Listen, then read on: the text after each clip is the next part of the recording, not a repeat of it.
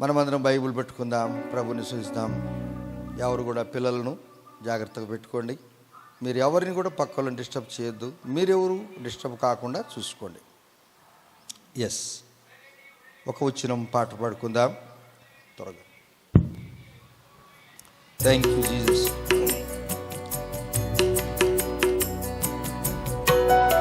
దేవుడు చేసిన మేలను మనం మరవకుండా జీవితకాలమంతా ఆయనకి ఇష్టమైన జనాంగంగా జీవిద్దామా?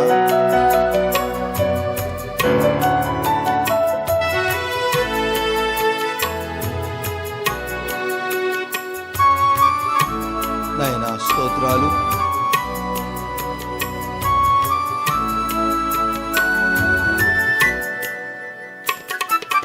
నీ పాదరేణువునై నన్ను ఉండిపోని, నీ సేవలో బ్రతుకు తెలవారిపోని.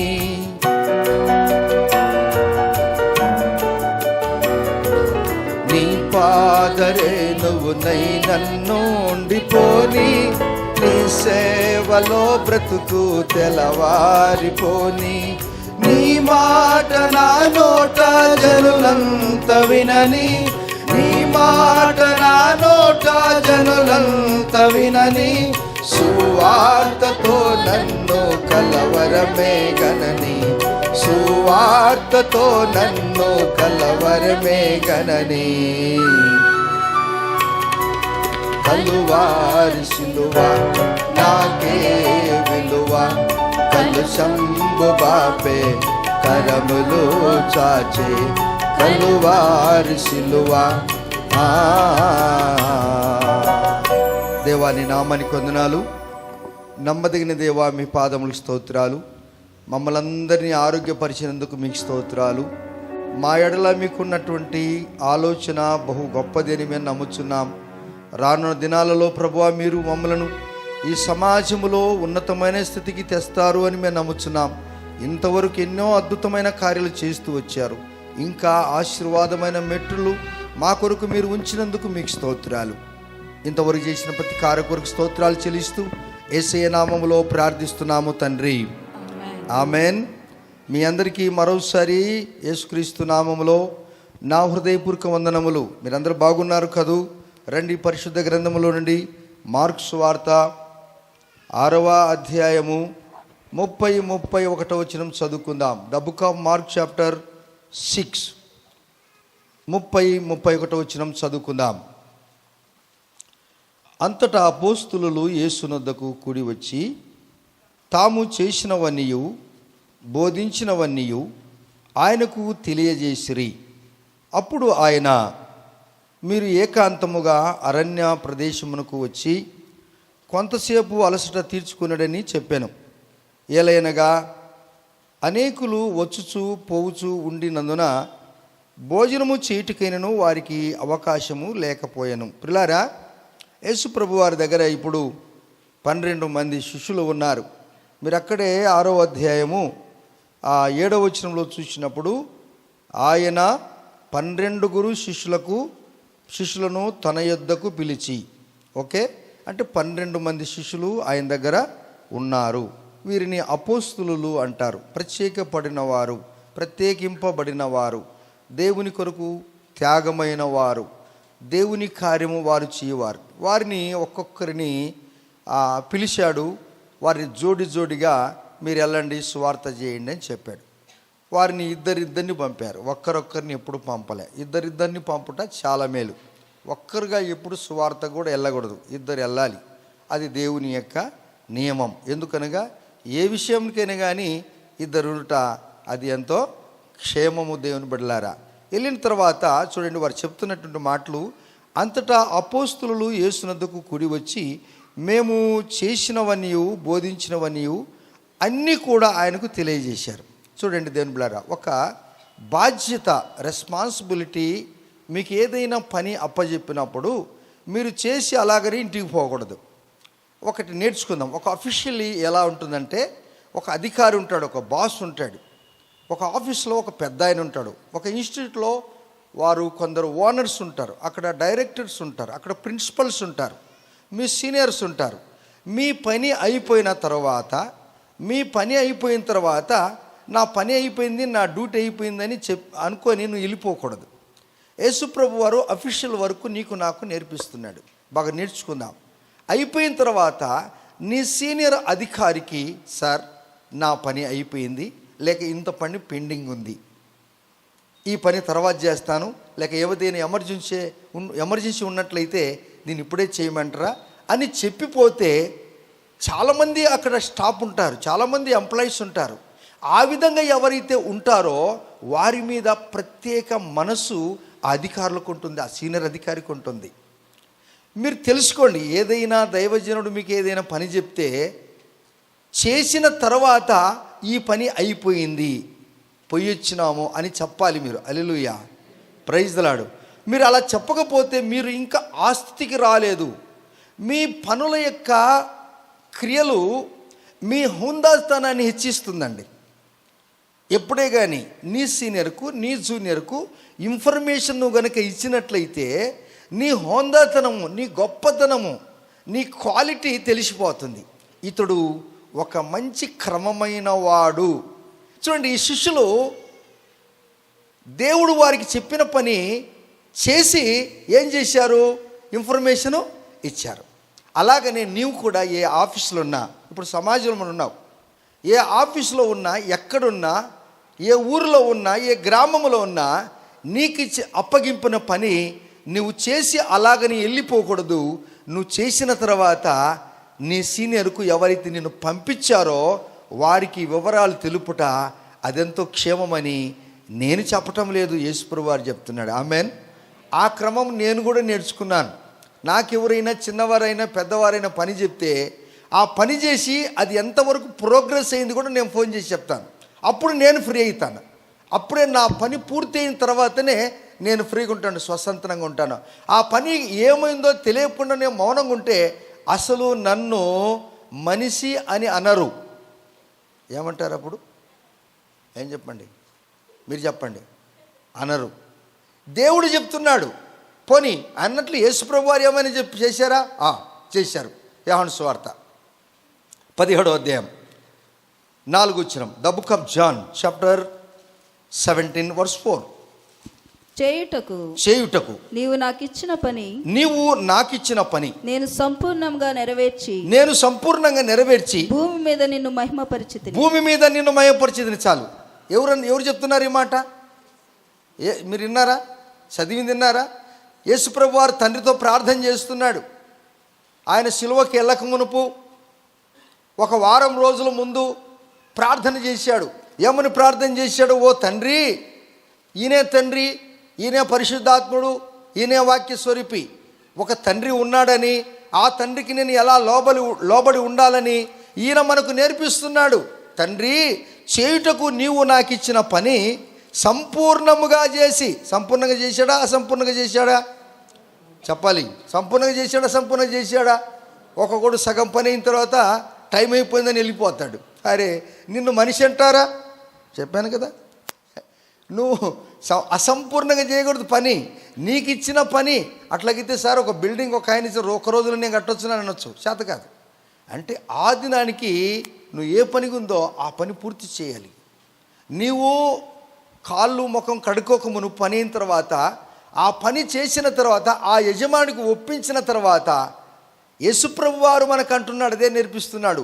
నీవు చేయుటకు నాకు ఇచ్చిన పని నేను సంపూర్ణంగా చేసి ఏం చేశాడంట? సంపూర్ణంగా నెరవేర్చి భూమి మీద నిన్ను మహిమపరచితిని. ఆమెన్. ఒక క్రమమైనటువంటి బ్రదర్ సిస్టర్, ఒక ఆఫీసర్. ఎందుకు డీసీ అంటే అందరూ భయపడతారు? ఎందుకు ఎస్పీ అంటే భయపడతారు? ఎందుకు ఒక్కొక్క డిస్టిక్ వారిని ఒక్కరిని పెడతారంటే వారికి ఇచ్చిన పని 101% వాళ్ళు చేయాలి. చేసినట్లు వాళ్ళు మళ్ళీ వాళ్ళ పై అధికారులకు తెలపాలి, పబ్లిక్కు చెప్పాలి. ఏమేమి పని చేశారో అవన్నీ వర్క్ రిపోర్ట్ ఉంటుంది. వారికి డీసీ గారు ఇంకొకవేళ ఆఫీసర్స్కి ఎవరికైనా జూనియర్కి ఇస్తే ఆ పని అంతా తీసుకొని చివరికి చెప్పాలి. ఇది అంతా ఎప్పుడు రాశారు? నీవు నేను పుట్టుక ఉనిపే ఈ క్రమము, ఈ సిస్టమ్ అంతా కూడా పరిశుద్ధ గ్రంథంలో రాశారు. Praise the Lord. ఇది మనం నేర్చుకున్నాం వద్దా? చెప్పాలి. మనం నేర్చుకున్నాం లేదా? నేర్చుకోవాలి. నేర్చుకునేది ఎంత ఉందంటే నువ్వు చనిపోయేంత వరకు నేర్చుకునేది ఉంది భూమి మీద. ఆమెన్. హల్లెలూయా. నువ్వు అలా నేర్చుకుంటే ఒక్కొక్కటి నేర్చుకుంటే ఒక దినం నువ్వు నిపుణుడు అవుతావా కావా? అవుతారా కదా? ఒక స్పెషలిస్ట్ అవుతావా లేదా? ఏండి, ఒక నిపుణత రావాలి మనలో, ఒక మెచ్యూరిటీ రావాలి మనలో, మనలో ఒక హుందాతనం రావాలి మనలో. ఏ విషయంలో కూడా గర్వపడకూడదు. పెద్దవారు ఎవరైనా ఎప్పుడు గర్వపడరు, చిన్నవారు ఎక్కువ గర్వపడతారు. 5వ తరగతి 10వ తరగతి 5 సార్లు ఫెయిల్ అయినోడు ఎక్కువ గర్వపడతాడు. ఏంటి, ఏమి లేని ఇస్తారాకి ఎగిరి పడుతుంటుందంట. బాగా చదువుకున్నాడు ఎప్పుడు గర్వపడి, చిన్న పనులు చేయడానికి వాళ్ళు ఇష్టపడతారండి. చిన్న పని చేయడానికి వాళ్ళు ఇష్టపడతారు. ఎందుకంటే అతనిలో ఒక నైపుణ్యత ఉందండి. ఆయన పని చూసి ఇంకొకడు నేర్చుకుంటాడు, నైపుణ్యత ఉంటుందండి.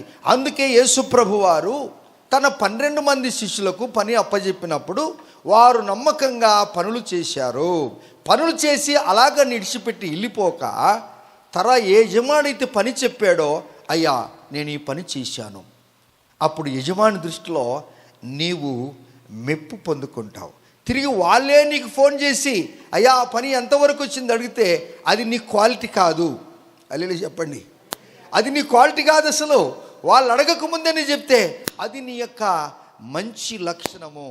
అప్పుడు నీకు ట్రేడ్ మ్యాన్షిప్, వర్క్ మ్యాన్షిప్ నీ జీవితంలో దేవుడు రేపటి దినంలో ప్రమోషన్ వచ్చినప్పుడు చాలామంది ఒకటే పోస్టుకు చాలామంది ఉన్నప్పుడు ఆ సీనియర్ ఆఫీసర్ ఏమి నీలో కనిపిస్తాడంటే నువ్వు చేసిన సర్వీస్ కాదు, నీ సర్వీస్తో పాటు నీది క్రమము ఎలా ఉందో అందరికి కాదు ప్రమోషన్ ఇచ్చేది, నీ దాంట్లోనే ఆయన రికార్డులో ఆయన టిక్ మార్క్ చేస్తాడు, నిన్నే ఆయన ప్రమోట్ చేస్తాడు. చప్పలు కూడా చూద్దామా? నీ ఇంటిలో నీది ఈ క్రమము నీ ఇంటి నుంచి ఆరంభము కావాలి. నీ ఇంటి నుంచే ఇది ఆరంభము కావాలి. ఇది నీ ఇంటి నుంచి ఆరంభమైందంటే అది సమాజం వరకు వెళ్తుంది. అది సమాజం వరకు వెళ్ళిందంటే అది ప్రపంచం అంతా ప్రాకిపోతుంది. అలాగనే వారు శిష్యులు పనులు చేశారు, వారిని పంపించాడు. తోమా మన కేరళ ప్రాంతానికి వచ్చాడు, తమిళనాడులో వచ్చాడు. ఆయనను ఈ బ్రాహ్మణ్స్ వారిని ఆ త్రిశూలంతో ఆయన చంపివేశారు థామస్ను. దేవుని యొక్క పని చేయటానికి వారు వచ్చేసారు, దూరంగా వచ్చేసారు. వచ్చిన తర్వాత సెయింట్ థామస్ని ఏం చెప్పారు, వారు చంపివేశారు. చచ్చిపోయినా పర్వాలేదు కానీ తన దేవునికి వాళ్ళు రిపోర్ట్ చేయాలి, ప్రభువా మేము చచ్చిపోయాం కానీ నీ పని మాత్రం పరిపూర్ణంగా చేశాము. ఈ దినం అటువంటి వారు చనిపోవటం వలన, ప్రారంభించటం వలన ఈ దినం ఇంతమంది మీరు దేవుని మందిరానికి వచ్చారు. ఒకరి క్రియ ఎలా ఉంటుందనగా అతడు చనిపోయిన తదుపరి కూడా అది సజీవంగా ఉంటుంది. క్రమం లేనిదే అక్రమం, క్రమము లేనిదే అక్రమము. అక్రమం చేయువారులారా, చెప్పండి, అక్రమం చేయువారులారా నా యుద్ధ నుండి మీరేం చేయమన్నాడు? యేసయ్య పారిపోండి అన్నాడు. చూడండి, ఈ చిన్న మాటలో ప్రభువారు వారు వచ్చి రిపోర్ట్ చేశారు, దేవుడు సంతోషించాడండి. అప్పుడు దేవునికి ఒక విధమైనటువంటి వారి మీద కనికరం కలిగిందండి. వారి మీద కనికరం కలిగి అంటున్నాడు, రండి మార్కు సువార్త 6వ అధ్యాయము 31వ వచనం. అంతటా అప్పుడు ఆయన మీరేకాంతముగా అరణ్య ప్రదేశమునకు వచ్చి కొంచెం సేపు అలసట తీర్చుకొనుడని చెప్పాడు. చాలా అద్భుతమైన మాట. ఎప్పుడు చెప్పాడు ఈ మాట? ఎప్పుడు చెప్పాడండి? వీరు రిపోర్ట్ ఇచ్చిన తర్వాత, ఓహో వీరిలో వీరు క్వాలిటీ గల మనుషులు. ఆమెన్. ఇప్పుడు మిర్చి పంట ఇప్పుడు చేతికి వచ్చింది అంత లెక్క, దాన్ని గ్రేడ్ చేస్తారు. అంటే దాని యొక్క క్వాలిటీని 4-5 కుప్పలు ఉంటాయి, రాసులు ఉంటాయి. First grade, second grade, third grade. First గ్రేడ్కు రేటు వేరు, సెకండ్ గ్రేడ్కు రేటు వేరు, థర్డ్ గ్రేడ్కు రేటు వేరు. మనుషులు చాలామంది వచ్చాము ఇప్పుడు. మనం వింటున్నారా నా మాటలు? మీరు ఫస్ట్ గ్రేడా, సెకండ్ గ్రేడా, థర్డ్ గ్రేడా, ఏ గ్రేడో ఐ డోంట్ నో. కొన్ని పరిగకాయలు కూడా ఉంటాయి, కానీ గ్రేడ్ను పక్కకు తీస్తాడు యేసయ్య. గొర్రెలలో నుండి మేకలను ఏర్పాటు చేస్తాడు. గొర్రెలన్నింటినీ కుడి చేతి వైపు పిలుచుకుంటాడు, మేకలను లెఫ్ట్ పెట్టుకుంటాడు. దేవుడు అంటాడు గొర్రెలతో, అంటాడు నా తండ్రి చేత ఆశీర్వాదింపబడిన వారులారా రండి నాతోటి పరలోక రాజ్యంకు పోదామన్నాడు యేసయ్య. మేకలు ఉంటాయి కదా, ఇష్టం వచ్చిన ఆకులు తింటాయి మేకలు. మేకలకున్న స్వభావం అంటే ఏ ఆకు కనపడితే ఆకు తింటుంది. గొర్రె ఏ ఆకు కనపడితే ఆకు తిండు, అది గరికే మేస్తుంది, మంచి గడ్డి మేస్తుంది. ఈ శ్వాసలు కూడా పిశాసులుగా మార్చబడకుండా గొర్రె స్వభావం కలిగిన వాడే నిజమైనటువంటి దేవుని బిడ్డ. ఆమేన్, హల్లెలూయా. దేవుని బిడ్డలారా, ఎప్పుడైతే వీళ్ళు 12 మంది యేసయ్య దగ్గరికి వచ్చి వారు చేసిన పనిని యేసయ్యకి చెప్పారు, ప్రభా మేము తిరిగి వచ్చాము, అంతలక రోగులను స్వస్థపరిచాము, దయ్యాలు నిలగొట్టాము, సువార్త చెప్పామంటే వారిని చూసి అంటాడు, మీరు కొంచెం అరణ్య ప్రదేశానికి వెళ్ళి కొంచెం అలసట తీర్చుకోండి, పాపం మీకు రెస్టే లేదే అన్నాడు. ఎవరు చెప్పారు? యేసయ్య అన్నాడు. ఆయన రెస్ట్ తీసుకోకుండా, యేసయ్య నీకు నాకు రెస్ట్ ఇచ్చేవాడే మన ప్రభు అయిన యేసుక్రీస్తు వారు. హల్లెలూయా. దేవా, ఎందుకయ్యా మేమంటే నీకు ఇంత ప్రేమ? నీవు పని చేస్తే నీ పనికి ఫలితార్థము నీ జీతము కాసుకొని ఉంటుంది, గుర్తు చేసుకో. నీ కొరకు జీతము కాసుకొని ఉంటుందండి. పనివానికి జీతము దానము కాదు, గుర్తుపెట్టుకోవాలి. పనివానికి జీతము దానము కాదు, అది హక్కు వానికి. ఆ డబ్బు మరపెడుతుందంట. ఈ అబ్బాయి ఈ అమ్మాయి పని చేశారు, క్రీస్తు పని చేశారు, ఈ డబ్బు ఆ అమ్మాయికి వెళ్ళాలి, ఈ ధనము ఆ అబ్బాయికి వెళ్ళాలని ఆ డబ్బు మరపెడుతుందంట. ఏ యజమానుడు కూడా పని చేసిన తర్వాత కూలి ఎప్పుడే కానీ తన సొంత జోబులు పెట్టుకోకూడదంట. పని చేసిన వారికి కూలి అదే రోజు ఇవ్వాలని బైబిల్ చెప్తుందండి ప్రియులారా. అందుకే క్రీస్తులో మీ ప్రయాస వ్యర్థము కానేరదు. ఒకవేళ ఈరికైనా చెక్కు రాక, లేక డబ్బులు తొందరయి రేపిస్తాను, ఎల్లుండి ఇస్తాను, వీక్లీ ఇస్తాను, మంత్లీ ఇస్తానని చెప్పొచ్చు. కానీ యేసుప్రభు వారి యొక్క పని ఏంటనగా, ఏ దినము కూలి ఆ దినము తప్పకుండా ఇస్తాడు. హల్లెలూయా, ప్రైజ్ లార్డ్. అదే ఆయన యొక్క ప్రత్యేకత. దేవుని బిడ్డలారా, మీరు ఎంత క్రమంగా ప్రభులో ఉంటారో అంత క్రమమైన స్థితిలోనికి మీరు ఉన్నతమైన స్థితికి వస్తారు. అయితే నీవు నీ యజమానునికి ఎలా లోబడి ఉండాలి, యజమానికి నువ్వు అప్పగించిన పనిని నువ్వు ఎలా చేస్తావో, అది it is depends upon you. నీ కుటుంబంలో కూడా భార్య భర్తలు కూడా, భార్య ఏం చేసింది భర్తకు చెప్పాలా, భర్త ఏం చేసింది భార్యకి చెప్పాలి. హల్లెలూయా చెప్పండి, హల్లెలూయా చెప్పండి. వీళ్ళిద్దరికి ఒకరికి తెలియకుండా ఒకరు పని చేస్తుంటే ఇంట్లో ఎట్టుంటుంది నాకు చెప్పండి. మీరు ఇప్పుడు మీ ఇంట్లో ఎలా ఉంటుంది? వానికి తెలియకుండా ఈయన తెలియకున్నాడు ఏంటి? ఆయన అంటాడు, సార్ డబ్బులు తీసుకున్నది నా భార్యకి చెప్పకాక సార్ అంటాడు ఆయన. ఈమెమంటుంది, నేను డబ్బులు ఇచ్చింది మా ఆయనకి చెప్పకాకుంటాడు. అంటే వాళ్ళిద్దరూ ఇంట్లోనే ఉన్నారు, అవునా? వాళ్ళు ఎక్కడున్నారు బాబు? ఇంట్లోనే ఉన్నారు. కానీ వారిద్దరికీ కుదరదు. అంటే whatever it may be, నువ్వు ఏదైతే చేస్తున్నావో నీ భర్త భార్య, భార్య భర్త, అప్పుడు మీ లింకులు ఎలా ఉంటాయంటే చాలా బాగుంటాయి. అయితే కొందరు భర్తలు కూడా ఉన్నారు, వారికి ఏం బాధ్యతలు ఉండవు. అట్టివారికి బాధ్యత కలిగిన భార్య చెప్పాలంటే కూడా ఆ ఉన్నది కూడా ఉలగబోసి పొలగమండుతాడు ఆ మనిషి. ఏమంటే ఉన్నది కూడా ఉలగబోసి పొలగమండుతాడు చెప్పి ఆ తల్లి తన పిల్లలను కాపాడటానికి ఎన్నో కష్టపడుతుంటుంది. అట్టి భర్తలు కూడా ఉన్నారు, లేరని చెప్పేదానికి కాదు. సరే, ఏదట్లయినా మనం వాక్య భాగంలోనికి వెళ్తున్నప్పుడు 31వ వచనంలో, అప్పుడు ఆయన మీరు ఏకాంతముగా అరణ్య ప్రదేశమునకు వచ్చి కొంతసేపు అలసట తీర్చుకున్నాడని చెప్పాను. ఏలయనగా అనేకులు వచ్చుచూ పోవుచూ ఉండినందున భోజనము చేయుటకైనను వారికి అవకాశము లేకపోయెను. అంటే ఆ దినాల్లో శిష్యులు కాలినడకనే పని చేశారు, కష్టపడి పని చేశారు. అయితే దేవుని యొక్క గుర్తింపులోనికి వారు వచ్చారు. మనం కూడా పని చేస్తున్నాం, గుడ్డెద్దు సేవలో పడినట్టుగా పని చేస్తున్నాం, కానీ అది గుర్తింపుకే రాదు. ఏంటి అయ్యా అని పని చేస్తాడయా, పని చేస్తాడయా, ఏం పని చేస్తాడే, ఏమి చేస్తాడో తెలియదయా. గంట పురుషు లేదు, దమ్మిడి ఆదాయం లేదు. ఏమర్థమైంది మీకు? ఒక గంట కూడా రెస్ట్ లేదు, ఒక ₹10 కూడా ఆదాయం లేదు. దాన్ని ఏమంటాము? అది వ్యర్థ ప్రయాస అంటాడు యేసయ్య. ఏమంటాడండి? ఇది వ్యర్థ ప్రయాస. గంట పురుషత లేదు, దమ్మిడి ఆదాయం లేదు, ఊరికనే ఉండాలని భూమికి బరువు పెట్టాడు ఆ మనిషి. అలాంటి స్థితిలో మనం ఉండకూడదు. యేసుప్రభు వారు ఏం చెప్పాడు తన శిష్యులకు? ఒక చిన్న పని వారు చేస్తే వారిని గురించి ఈ దినము మనకు కావలసినటువంటి మాటలు ప్రభువారు మన కొరకు, మన మేలు కొరకు, మన పిల్లల మేలు కొరకు, మన భారతదేశ మేలు కొరకు యేసుప్రభు వారు ఈ మాటలు మన కొరకు దాచిపెట్టాడు. Amen, amen. సమాజంలో నువ్వు ఈ విధంగా జీవించాలని చెప్తున్నాడు. తదుపరి చూడండి, 33వ వచనం చదువుకుందాం. కాగా వారు దోణి ఎక్కి అరణ్య ప్రదేశమునకు ఏకాంతముగా వెళ్ళిరి. 33వ వచనం చెప్పాను నేను కదా. వారు వెలుచుండగా జనులు చూచి అనేకులు ఆయనను గుర్తెరిగి సకల పట్టణముల నుండి అక్కడికి కాలినడకను పరిగెత్తి వారికంటే ముందుగా వచ్చిరి. ఎవరు ఎవరు జనులు. ఆ దినం ఎంతమందికి స్కూటర్ ఉన్నది? సైకిల్ అని ఉన్నదే? సైకిల్ లేదు, స్కూటర్ లేదు, ఏం లేదు ఆ దినాల్లో. ఇది రాసింది ఎప్పుడు?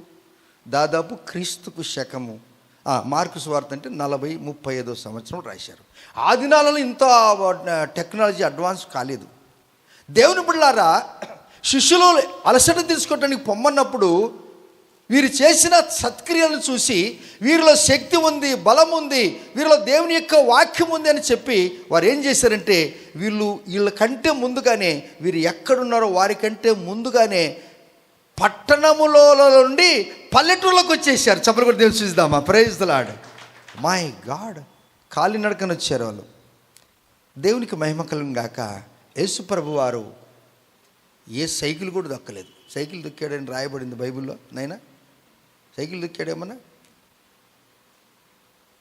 ఆయన సేవ చేసిన సంవత్సరాలని 3.5 సంవత్సరం. 3.5 సంవత్సరం సేవ చేస్తే ఆయన మనసునెరిగినటువంటి శిష్యులు, యేసుప్రభు వారు మనసునెరిగిన శిష్యులు ఆయన రూపంలోనికి తీర్చిదిద్దబడ్డారు కనుక యేసయ్య కొరకు మేము ఏమైనా చేయాలనుకున్నారు. యేసయ్య కొరకు మేము ఏమైనా చేయాలనుకున్నారు. 12 మందిలో 10 మంది హతసాక్షులు అయిపోయారు. ఒకరు పొట్టబుగులు చచ్చిపోయాడు, యూదా. రెండవ ఆయన చనిపోలేదు, చావటానికి ఎంత ప్రయత్నం చేసిన కానీ పద్మాసు ద్వీపంలో వెళ్ళిపోయాడు. సలసల కాగుతున్నటువంటి నూనెలో వేసిన కానీ అక్కడ ఉన్నటువంటి ఆ చక్రవర్తులు ఆయన కాల్చలేకపోయారు. దేవుని యొక్క మహిమ ఆయన మీద ఉన్నది, వీరి మీద కూడా దేవుని మహిమ ఉన్నది. వీరు చనిపోవటం వలన దేవునికి మహిమ వచ్చింది, ఆయన బ్రతికి ఉండటం వలన కూడా దేవునికి మహిమ వచ్చేసింది. దేవుని బిడ్డలారా, క్రీస్తు కొరకు చనిపోయిన బ్రతికిన క్రీస్తు కొరకు ఏమండి బ్రతుకుట, మళ్ళీ చెప్పండి, బ్రతుకుట క్రీస్తే, చచ్చిపోవుట చనిపోవుట. చచ్చితే ఎవడో లాభం అంటాడా? ఎవడు చచ్చిపోయిన కాడికి అమ్మ మంచిదైందమ్మా ఈయన చచ్చిపోయినాడు మీకు లాభం జరిగిందంటే ఆ వచ్చిన అని అందరూ పొరకలు తీసుకుని కొట్టి పారి పంపేస్తారు. ఎవరైనా చచ్చిపోయి ఏడుస్తుంటే అక్క మంచిదైంది లేక మీకు మంచి లాభం వస్తుంది అంటే అయిపోయి మేము చచ్చిపోతుంటే ఈ దుర్మార్గుడు ఇచ్చి చచ్చిపోలా అంటాడు. కానీ అపోస్తులు పౌలు అంటాడు, బ్రతుకుట క్రీస్తు, చనిపోతే లాభం. క్రీస్తులో పని చేసి చచ్చిపోతే లాభం అండి. ఇన్ని ఏళ్ళు చేసినా ఏమే కానీ దమ్ముడి ఆదాయంలో గంట పురుషత లేదు, ఊరికే చేసావంటే అది గుర్తింపు రాదు. నువ్వు కష్టపడి దివారాత్రం దేవునికి పని చెయ్యి. నువ్వు ఏ రంగంలో ఉన్నావో, ఏ ఉద్యోగములు ఉన్నావో, ఏ కార్మికుడుగా ఉన్నావో, ఎక్కడ పని చేస్తున్నావో అక్కడ నువ్వు దేవుని గణపరచవచ్చును. ఆమెన్. నేను ఒక మాట చెప్పాను మీకు, దాని ఏమి ఇంతకుముందు అనౌన్స్మెంట్లో చెప్పాను. బెజవాడ యేసుబాబు ఆయన సబ్ ఇన్స్పెక్టర్గా సండే స్కూల్లో ఉండి ఈ దినం సబ్ ఇన్స్పెక్టర్గా మార్చబడ్డాడు. అనేకులు ప్రయోజనకరంగా మారేది లేదా? నా జీవితంలో సెంట్రల్ గవర్నమెంట్ ఉద్యోగంలో ఉండి నేను రాజీనామా చేసి ప్రభు సేవకు వచ్చాను. నా జీవితం ద్వారా కొందరికైనా మేలుందా లేదా? ఏం చెప్పరు మీరు? ఉందే లేదా? మీరేం చెప్పరే? నీకేం తెలుసు పాస్టర్ గారు అంటారా? అంటే నువ్వు కృతజ్ఞుడుగా అయితే అవును పాస్టర్ అని చెప్పగలరు. అవునా? ఎంతమంది చెప్పగలరలా? ఎస్. దేవుడు మిమ్మల్ని దీవించును గాక, దేవుడు మిమ్మల్ని ఆశీర్వాదించును గాక. సంపాదించుకోవటం కాదు పాస్టర్ జీవితం అనేది. ఏదైనా ఖర్చు పెట్టడానికి యేసుప్రభు సమస్తం ఖర్చు పెట్టాడు. నేను మనం కలిసి ప్రభు సేవ చేస్తే, ఏ రంగంలో ఉన్న నువ్వు ప్రభు కార్యం మనం చేస్తే మన జీవితాలు బాగుపడతాయా లేవా? ఇతరులను బాగు చేస్తున్నా లేదా? ఇక్కడ అంటున్నారు వారు, చూడండి, వారు వెలుచుండగా 33 వచ్చిన చదవండి. వారు వెళ్ళుచుండగా జనులు చూచి అనేకులు ఆయనను గుర్తెరిగి సకల పట్టణముల నుండి అక్కడికి కాలినడకన పరిగెత్తి వారి కంటే ముందుగా వచ్చిరి. పరిగెత్తి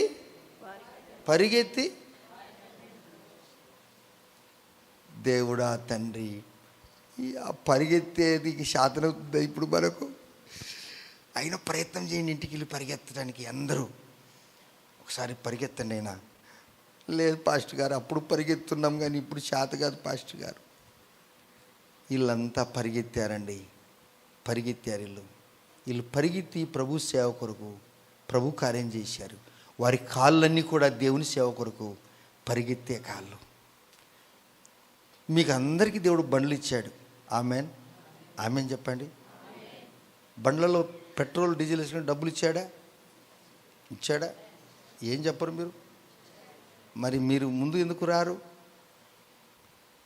నేనేమంటానంటే ఈ బండ్లన్నీ మీ సీజ్ చేసి వచ్చే వారం నుంచి అందరూ మీరు నడుచుకుంటూ రమ్మని అంటే చర్చికి వస్తారా?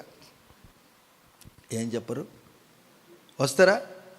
ఆటోలు లేవు, బండ్లు లేవు, అసలు అన్నీ లేవు. అన్నీ గవర్నమెంట్ వారు అన్నీ సీజ్ చేశారు అనుకోండి, ఏమి లేదు, వాహనాలే లేవు అనుకోండి, చర్చికి వస్తారా బాబు? ఎవరు? నేను ఒక్కడన్నా వస్తారని అనుకున్నారు? ఒక్కరన్నా వస్తారా? ఎవరు వాళ్ళు చేతులు ఎత్తండి. దేవునికి స్తోత్రాలు. నాకు యాక్సిడెంట్ జరిగి అండి లారీ టర్మినల్ దగ్గరికి వెళ్ళి బెంగళూరు రోడ్లో బాబూజీ నగర్ వెళ్తున్నప్పుడు ఆటో ఆయన ఎదురుకొచ్చి మళ్ళీ పక్కకు తీసుకుని ఇమ్మీడియట్లీ పక్కకు తీసుకున్నాడు. నాకు కంట్రోల్ తప్పింది. నేను ఎగిరి రెండు దొమ్మర గుంతలు వేసాను నడి రోడ్లో. తల మీద హెల్మెట్ ఉంది. నా చెప్పులు కాళ్ళు ఎట్లా పడిపోయినాయి. దేవుని స్తోత్రం. ఆ సందర్భంలో వెహికల్ రాలేదు. చూసుకున్నాను, రక్తం అంతా కారుతుంది. ఎవరు వచ్చి లేపారు, చూసుకున్నాను, తుడుచుకున్నాను, మళ్ళీ బండి ఎక్కినాను, నేరుగా హాస్పిటల్కి వెళ్ళాను, డాక్టర్ చూపించుకున్నాను. అట్లనే పోయినాను. అన్నం ఇంటికి వెళ్ళాను. నవీన్ అంగీ షర్ట్ వేసుకున్నాను. అడిగి ఏం తెలియనట్టు వాక్యం చెప్పి వచ్చేసాను. ఒకసారి నా చెయ్యి ఇరిగిపోయింది, ఈ లెఫ్ట్ హ్యాండ్ ఇరిగిపోయింది. 6 నెలలు ఇట్లే పట్టుకున్నాను. ఇట్లే మా డాక్టర్ కట్టు కట్టాడు. నువ్వు తీయకూడదని చెప్పాడు. తీసిన తర్వాత 6 నెలల తర్వాత కట్టుపు తీస్తే ఈ చెయ్యి ఇట్లే ఉంది. ఈ కిందికి పోదు, పైకి పోదు. ఏంటి ఇది? కిందికి పోదు, పైకి పోదు.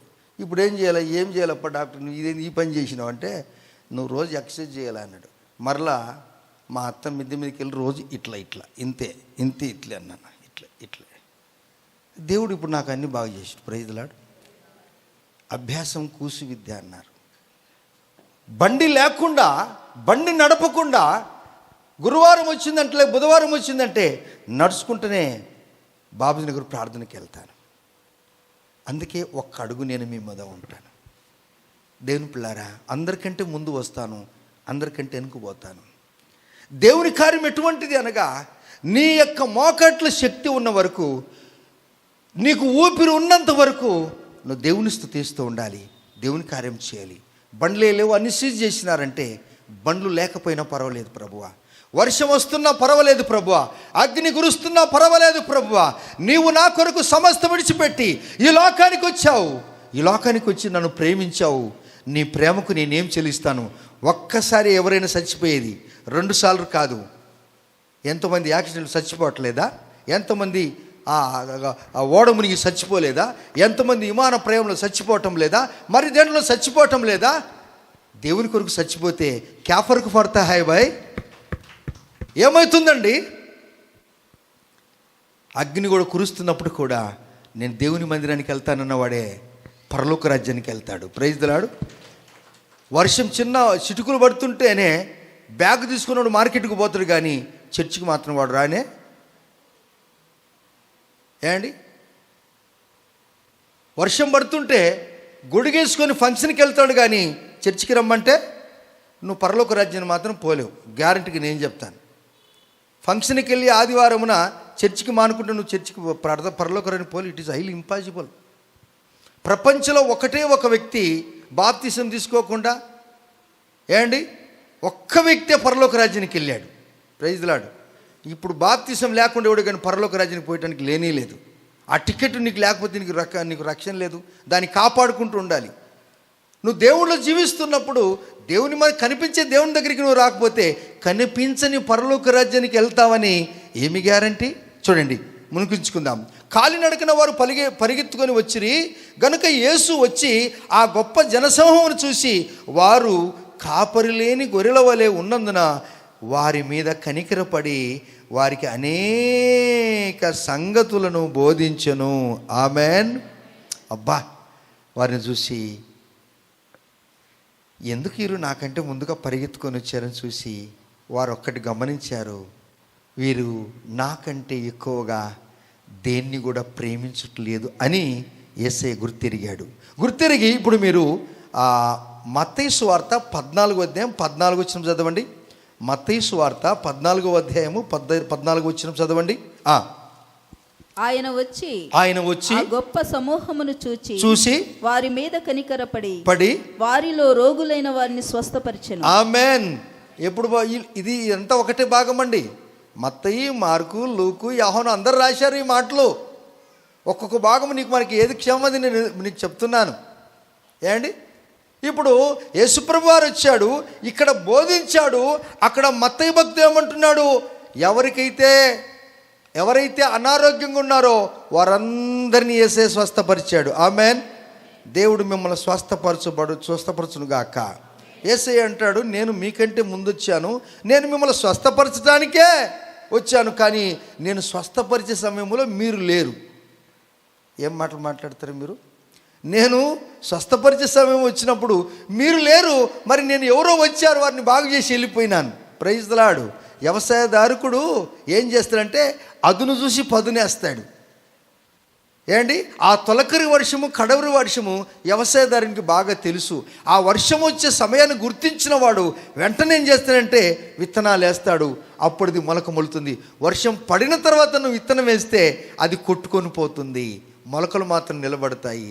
అందుకంటాడు, కోతకాలమున నిద్రించువాడు సిగ్గుపరుచు కుమారుడు. ఇది సమయం నీకు, ఇది సమయం మనకు. యేసుప్రభు వారి యొక్క కార్యం ఎలాంటిది అని అనగా, ఈ సమాజ విలువలను ఎరిగినవాడు. అన్నీ ఆయన మానవుని జ్ఞానానికి అర్థమయ్యే రీతిలోనే బోధిస్తాడు. అర్థం కాంతి ఆయన ఏది కూడా బోధించడు. ఏ భాషలో ఎవరికి బాగా అర్థమవుతుందో, ఎవరికి దాని మీద కమాండ్ ఉంటుందో అట్టి వాక్యమే దేవుడు మనకు బోధిస్తాడు. కానీ మిగతాది మాత్రం ఆయన బోధించడండి. వారిని చూసి ఆయనకు కనికరం పుట్టింది. నా బిడ్డలందరూ వీరందరూ కూడా కాపరి లేని గొర్రెలు. వీరందరికీ నేను మంచి కాపరిని. మంచి గొర్రెల కాపరి తన గొర్రెల కొరకు ప్రాణం పెడతాడు. యోహాను సువార్త 10వ అధ్యాయం 11వ వచనంలో మనం చూసినప్పుడు, జీతగాడే తోడేలు వచ్చినప్పుడు ఈ జీతగాడు పరిగెత్తుకొని పోతాడు. అయితే గొర్రెల కాపరి తన ప్రాణం పోయినప్పటికీ కూడా గొర్రెలను కాపాడుకుంటాడు. అందుకే యోహాను సువార్త 10వ అధ్యాయం 27వ వచనం అంటాడు, నా గొర్రెలు నా స్వరం వినును, అవి నన్ను వెంబడించును, వాటిని నేను ఎరుగుదును అంటాడు. దేవుడు ఈ మంచి కాపరి మీ మీద కనికరపడాలని ఉన్నాడు. దేవా, నా మీద కనికరపడి నా దీర్ఘకాల రోగాన్ని స్వస్థపరచు ప్రభువా. నేను క్రమమైన వాడిగా, క్రమమైన దానిగా జీవిస్తాను. నా జీవితాన్ని మార్చమన్నప్పుడు ప్రభు నీ జీవితంలో గొప్ప కార్యాలు జరిగిస్తాడు. మోకరిద్దాం, ప్రార్థన చేసుకుందాం. తండ్రి, నాయనా, నాకు ఇచ్చిన పని అయిపోయిందిలే అని నేను వెళ్ళిపోయేది గొప్ప సంగతి కాదు. నీకు చెప్పకుండా అనేక పర్యాలు వెళ్ళిపోయాను. అదే నా బుద్ధి పొరపాటు, అదే నా పొరపాటు. ఎప్పుడైనా నీవు అలా చేశావా? ఎప్పుడైనా నీకు అప్పగించిన పనిని నేను చేశాను తండ్రి యేసయ్యా, ప్రభువా నీ పని నేను చేశానని అన్నావా? చెప్పకుండా వెళ్ళిపోయావా? అయితే అది కౌంటులో రాలేదు, అది నీ అకౌంట్కు రాలేదు, దేవుని కౌంటుకు కూడా రాలేదు. అందుకే ఆజ్ఞాతిక్రమమే పాపము. దేవుడు మనతో మాట్లాడుచున్నప్పుడు, నానా, అనేక పర్యాలు నీ చెప్పకుండా వెళ్ళిపోయాను. నా జీవితం అంతా అవిధేయతగా నేను జీవించాను. అందుకే నా దీర్ఘకాల రోగాలు పోవటం లేదు. నేను అస్వస్థుడిగానే ఉండిపోయాను. డబ్బు ఉంది, అన్నీ ఉన్నాయి, నెమ్మది కరువైపోయింది ప్రభువా. నాయనా, నేను పడుకుండే ఆ యొక్క బెడ్ ప్రభు, ఆ పరుపు తండ్రి, దాదాపు ఒక్క అడుగు పెద్దదే, కానీ నాకు సరిగ్గా నిద్ర రావట్లేదు. తృప్తి కలిగి కింద పడుకున్న, సాప వేసుకుని పడుకున్న కానీ నిద్రపోయే వాళ్ళు ఎంతోమంది ఉన్నారు. అన్ని బాగుండి నీకు సమాధానం లేకపోతే ఏం ప్రయోజనం? చేయుటకు నీవు నాకు ఇచ్చిన పని సంపూర్ణముగా చేసి భూమి మీద నేను నిన్ను మహిమపరిచాను ప్రభువా అని యేసు ప్రభు వారి సిలువకు వెళ్ళక మునుపు ప్రార్థన చేయలేదా? ఈ క్రమములను మనం పెరుగుదామా? 12 మంది శిష్యులు ఇద్దరిని పంపించాడు ఆయా స్థలాలకు. వారు వస్తూ, తండ్రి, నువ్వు నాకు అప్పచెప్పిన పని నేను చేసి నేను నిన్ను మహిమపరిచాను అని నువ్వు చెప్పగలవా? తమ్ముడు, చెల్లి, నానా, చెప్పగలవా? అలా చెప్తేనే నీకు క్రమమైన బిడ్డవు. నీకు ఇంకా నీ పర్సనాలిటీ అభివృద్ధి చేసుకోవటానికి నీకు ఇంకా అర్థం కావట్లేదు. ఆ మెచ్యూరిటీ జ్ఞానము నీకు ఇంకా రాలేదా? ఇప్పుడైనను చెప్పిన మాట చెప్పిన పని చేసి నీకు ఇచ్చిన ఆ యజమానికి చెప్పు, నేను పని చేశాను, ఇంకా పెండింగ్ ఉంది, మరి మీరు సెలవు ఇస్తే నేను వెళ్తాను, అలా చెప్పగలవా? నీ తండ్రి కూడా అదే నిన్ను బోధిస్తున్నాడు. ప్రభువా, నాకు అవకాశమే, నీ పని నేను చేస్తాను, నీ పని నేను చేస్తాను. దేవ స్తోత్రాలు. ఆయన స్వరమైన మన ధన్యులము. నీ పని నేను చేస్తాను స్వామి, క్రమమైన శిస్తులు చేస్తాను, క్రమంగా నేను చేస్తాను.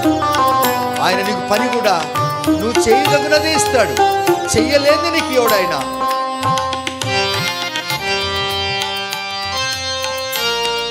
స్తోత్రములయ్యా.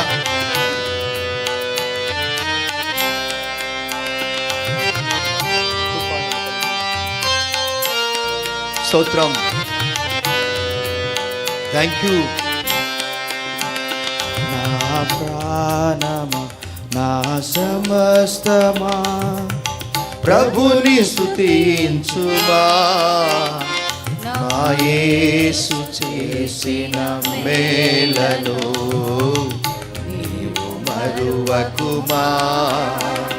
నా యేసు చేసిన మేలను నీవు మరువకుమా. నా ప్రాణమా, నా సమస్తమా. దేవా, పనికిరాని నాకు నీ పని నాకు ఇచ్చావా? యోగ్యుని కాదు స్వామి, అది యోగ్యునిగా మార్చావు. ఇంతగా నన్ను మమ్మల్ని దీవించావా? అసలు ఈ భూమి మీద మాలాంటి వారు ఎవరున్నారు స్వామి?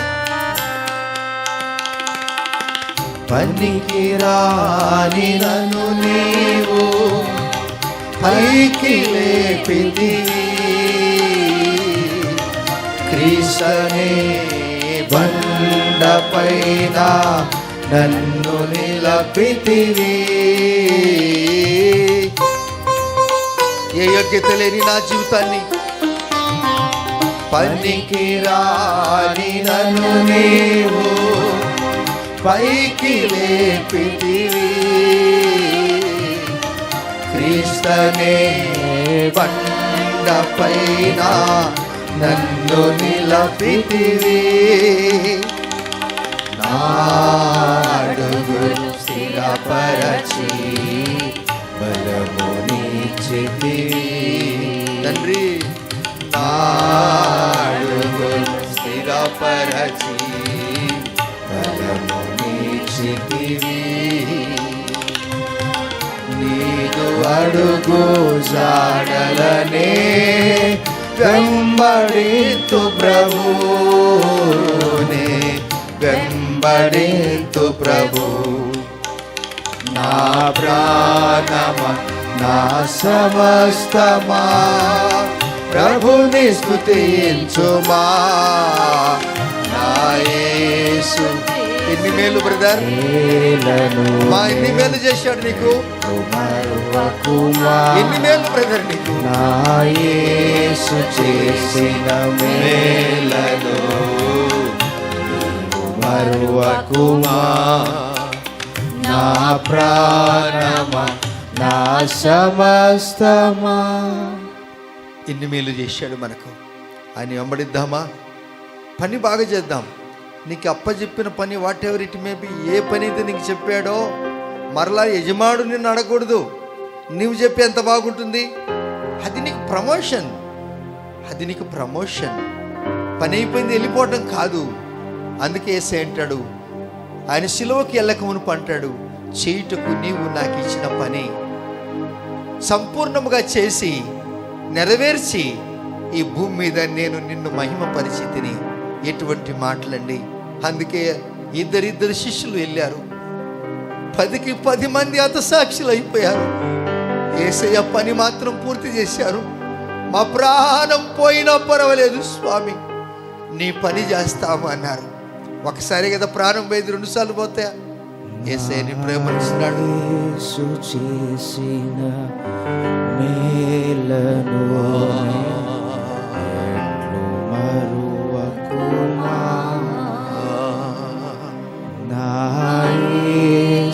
దేవుని సన్నిధి మేలను నైనా మరువకుమా. నా యేసు చేసిన నా ఎన్ని మేలు చేశాడు బ్రదర్. సహోదరి సహోదరుడా, మేలను ఈ దినం ఈ స్థితిలో మీరున్నారంటే మామూలు మాటల. మరువకుమా. నా యేసు చేసిన మేలను నీవు మరువకుమా. నా ప్రాణమా, నా సమస్తమా. దేవా స్తోత్రాలు. మీ కొరకు నేను ప్రార్థన చేస్తున్నాను తండ్రి. నీ నామానికి వందనాలు. యజ్ఞులము కాదు, మీరు మమ్మల్ని శిష్యులుగా చేసుకున్నారు. రక్షణ బాప్తిసం తీసుకున్నప్పటి నుంచి మేము మీ శిష్యులం అయిపోయాం. మీరు మాకు అప్పగించిన పని ఏదో ఒక పని చెప్పారు. మీరు మాకు ఏదో ఒక పని మేము చేయదగిన పనే చేశారు. మీరు మా మీద మేము మొయ్యలేని పని ఎప్పుడు మీరు పెట్టలేదు. అయితే పని సరిగా చేయలేక మీకు చెప్పకుండా వెళ్ళిపోయాం. పూర్తి చేసినా కానీ మీకు చెప్పకుండా పోయాం. పర్వాలేదులే చేశాను అనుకున్నాం, కానీ నాకు చెప్పలేదే అన్నాడు యేసయ్య. నాకు చెప్పలేదు కదా ప్రభువా. మీరు వచ్చారు, ప్రజలందరూ కాలి నడక పరిగెత్తుకొని వచ్చినప్పుడు మీరు కాపురు లేని గొర్రెలై ఉన్నారు. కాపురు లేని వారు ఉన్నారు. వీరు కనికరపడి వారందరినీ బాగు చేశాడు యేసయ్య. అందరినీ బాగు చేశాడు. కాబోలు వారందరూ పరిగెత్తుకొని వచ్చారంటే యేసయ్య కంటే ఇష్టం దేన్ని కూడా వారు ప్రేమించలేదు. మీరే నాకు ఇష్టం అన్నారు. దేవయ్య బిడ్డలు దీవించి ఆశీర్వదించు. నీ కృపలో దాచుము, నీ ప్రేమలో పెంచు. మేము మిమ్మల్ని వెంబడించి బిడ్డలుగా మమ్మల్ని చేయండి. మమ్మల్ని చూసిన వారు అనేకులు మా మాటలు, మా సాక్ష్యం, మా చూపు, మా విధి విధానము చూసి వీరిలో నిజముగా దేవుడు ఉన్నాడు, వీరిలో ఉన్నవాడు లోకములను వాడికంటే గొప్పవాడు, నేను కూడా వారిని వెంబడిస్తానని చెప్పే కృప అనుగ్రహించండి. నీ బిడ్డను దీవించి ఆశీర్వదించండి. నీ బిడ్డల మీద కనికరం చూపించండి. వీరిని ముట్టి బాగు చేయండి. వీరి అవసరాల అక్కలు తీర్చండి. మీ రెక్కల కింద ఉంచండి. భయపడవద్దు, భయపడవద్దు, నేను మీకు తోడుగా ఉన్నాను అని చెప్పిన మాటలు జ్ఞాపకం చేసుకుంటూ గణపరుస్తూ యేసయ్య నామములోనే ప్రార్థించి అడిగి పొంది ఉన్నాము తండ్రి. ఆమెను. మన తల్లి దేవుని ప్రేమ, కుమారుని యొక్క కృప, పరిశుద్ధాత్మ దేవుని కన్నుల సహవాసము ఇక్కడ మన అందరికీ అనినాడు మన ప్రభువైన యేసుక్రీస్తు వారు తన ప్రియ బిడ్డలైన శిష్యులకు అక్కడున్న జనసమూహానికి తోడై ఉన్నట్టుగా సదాకాలము మనందరికీ తోడై నిలిచి ఉండుగాక. Amen, amen. Praise the Lord. దేవుడు మిమ్మల్ని దీవించును గాక. God bless you.